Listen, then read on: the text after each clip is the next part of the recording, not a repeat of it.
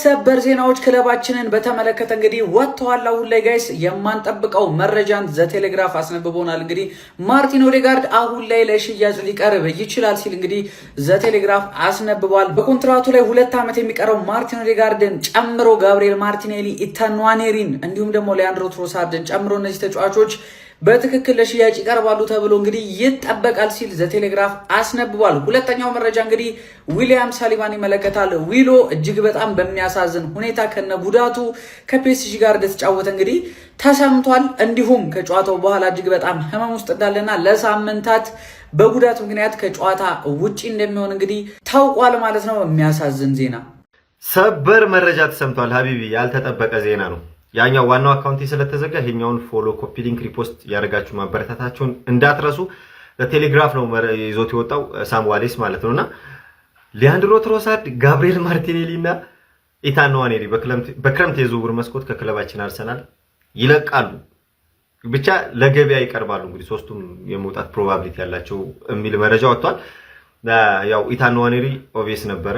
ከጋብሪኤል ማርቲኔሊ እና ከሊያንድሮ ትሮሳርድ አንዱን ነበር የሰማነው። ግን ትናንትናም ጆን ክሮስ ይዞት በወጣው መረጃ የሆነ ራዲካል የሆነ ቼንጅ ነው የፊት መስመሩ ላይ አርሰናል እንትን ለማለት ያሰበውና ስፔሻሊ ከፓሪስ ሰን ጀርመን ጨዋታ በኋላ ምናምን እንትን እያልን ነበርና የሰማው ነበርና ምናልባትም እንግዲህ ሌጀንዶቻችን ከክለባችን ይለቃሉ ማለት ነው። በአላ እስኪ ሐሳባችሁን ኮሜንት ላይ አስቀምጡልኝ። እነዚህ ቢለቁ ማን ይመጣል፣ ማን ቢመጣ ደስ ይላችኋል ምናምን ሚላውን ይመቻችሁ። ሰበር ዜና ዘቴሌግራፍ በሰበር ዜና መልኩ ክለባችን በክረምት የዝውውር መስኮት አንድ ትልቅ ተጫዋች መሸጥ እንዳለበት የሚያሳይ መረጃን ይዞልን ወጥቷል። ከዛ በተጨማሪም ክለባችን ማንን ለመሸጥ እንዳሰበ የሚያሳይ መረጃን ነው እንግዲህ ያጋሩን። እሱን በአጭሩ እንመልከት። ፎሎ እያደረጋችሁ እስከ መጨረሻው እንድትከታተሉ ጋብዛችኋለሁ። ዘቴሌግራፍ ይዞት በወጣው መረጃ መሰረት ክለባችን በክረምት የዝውውር መስኮት አንድ ትልቅ ብር የሚያስገኝለትን ተጫዋች ወይም ደግሞ ኮንትራታቸው ሊጠናቀቅ የደረሱ 2 ተጫዋቾችን መሸጥ እንዳለበት የሚያሳይ መረጃን ይዞልን ወጥቷል። ለቴሌግራፍ ዘገባም ከሆነ ማርቲን ኦዴጋርድ እና ጋብሪኤል ማርቲኔሊ በክረምት የዝውውር መስኮት ክለባችንን ሊለቁ የሚችሉ ተጫዋቾች እንደሆኑ የሚያሳይ መረጃን ይዞልን ወጥቷል። እሱም በተጨማሪ ከዚህኛው የውድድር ዓመት በኋላ በኮንትራታቸው ላይ 1 ዓመት የሚቀራቸው ሊያንድሮ ትሮሳርድ እና ጋብሪኤል ኢየሱስም ክለቡን ሊለቁ ይችላሉ የሚል መረጃን ዘቴሌግራፍ አጋርቶናል። ከዛ በተጨማሪም ቤን ዋይት በክረምት የዝውውር መስኮት ክለባችን የመልቀቅ ሰፊ እድል እንዳለው ዘቴሌግራፍ ዘግቧል። ካይ ሃቨርትዝ ከዚህኛው የውድድር ዓመት በኋላ በኮንትራቱ ላይ 2 ዓመት ብቻ ይቀርባል። ክለባችንም የካይ ሃቨርትዝ ኮንትራትን ማራዘም አለብን ወይም ደግሞ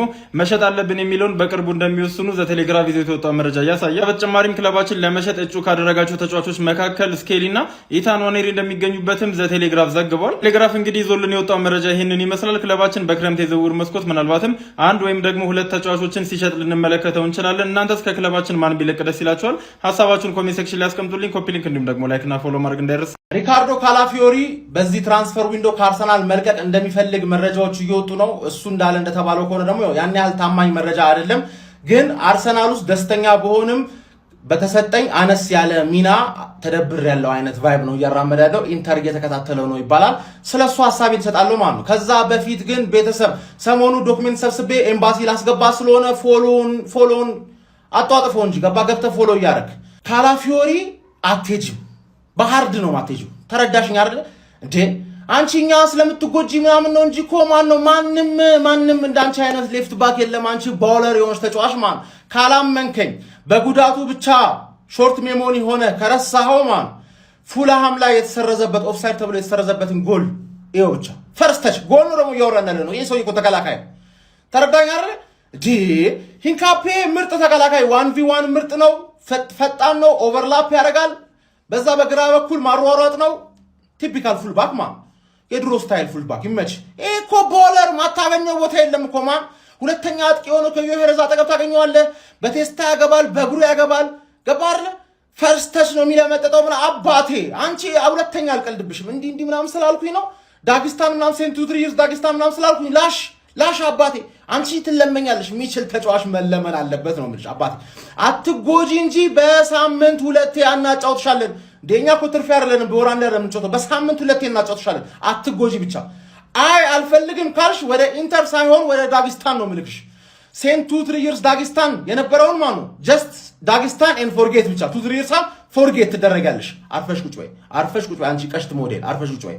ሞዴሊንግ ስራ ራሱ እኮ እንግሊዝ ነው ያለው። ለንደን ይሻልሻል ሞዴሊንግ ስራ ራሱ ሪካርዶ ካላፊዮሪ በሚቀጥለው የክረምት የዝውውር መስኮት ክለባችንን ይለቃሉ። ያሉትን መረጃዎች ባጭሩ እንመልከት። ፎሎ እያደረጋችሁ እስከ መጨረሻው እንድትከታተሉ ጋብዛችኋለሁ። መጀመሪያም ተጫዋቹን ለማስፈረም ከሚፈልጉት ክለቦች መካከል ቼልሲ እና ኢንተር ሚላን ይገኙበታል። መረጃውም ከሆነ ሁለቱም ክለቦች በሚቀጥለው የዝውውር መስኮት ተጫዋቹን ለማስፈረም ሙከራ ሊያደርጉ ይችላሉ። ነገር ግን ክለባችን በሚቀጥለው የዝውውር መስኮት ከተከላካይ ስፍራ ቤን ዋይትን ለመሸጥ አስቧል። ከዛ በተጨማሪም ሉዊስ ስኬሊን በውሰት ለመስጠት አስቧል። ክለባችንም ከሁለቱ ተከላካዮች በተጨማሪ ሌላ በተከላካይ ስፍራ የሚጫወት ተጫዋችን የመሸጥ ምንም አይነት ሀሳብ እንደሌላቸውና ሪካርዶ ካላፊዮሪም በሚቀጥለው የክረምት የዝውውር መስኮት ክለባችንን እንደማይለቅ መረጃዎች አሳይተዋል። እዚህ አንዳንድ ክለቦች ተጫዋቹን ለማስፈረም ሙከራ ሊያደርጉ ይችላሉ። ነገር ግን ክለባችን ተጫዋቹን የመሸጥ ምንም አይነት ሀሳብ እንደሌለው ነው መረጃው የሚያሳየው። ሪካርዶ ካላፊዮሪም በተመለከተ ያሉት መረጃዎች እነዚህን ይመስላሉ። ምናልባትም አዳዲስ የሚወጡ መረጃዎች ካሉ ይዤላችሁ መጣ ይሆናል። ኮፒ ሊንክ እንዲሁም ደግሞ ላይክ እና ፎሎ ማድረግ እንዳይረሳ። እነሆ አንድሪያስ ቤርታ ጊዜህ ደረሰ።